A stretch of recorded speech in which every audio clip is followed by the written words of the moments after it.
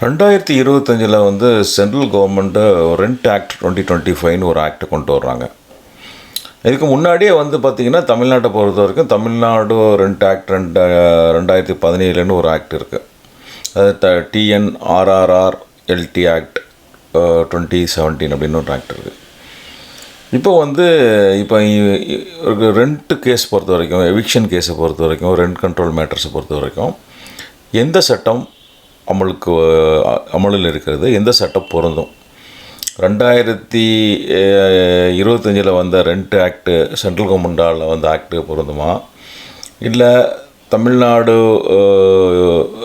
Rent act 2017 ஏற்கனவே இருந்துகிட்டு இருக்க ஆக்ட் பொருந்துமா, இந்த சட்டம் ப்ரொவிஷனை மென்ஷன் பண்ணணுமா, இல்லை அந்த சட்டத்தை ப்ரொவிஷன் பண்ணணுமா அப்படின்றது தான் இந்த வீடியோவில் நம்ம பார்க்க போகிறோம். வணக்கம், நான் உங்கள் ரஸியாக் அலி.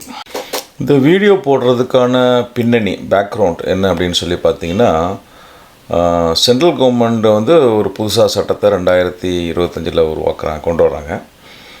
இப்போ அது வந்து ரெண்ட் ஆக்ட் 2025 அப்படின்ற மாதிரி சொல்லப்படுது. இப்போ நம்ம ஏற்கனவே வந்து தமிழ்நாடை பொறுத்த வரைக்கும் Tamil Nadu regularisation on registration of rights and responsibilities of tenants and landlord and tenants 2017 அப்படின்னு பழைய ஆக்ட் தான். பழைய சொன்னால் தமிழ்நாடு RRR-LT ஆக்ட் 2017 அப்படின்னு சொல்லுவாங்க.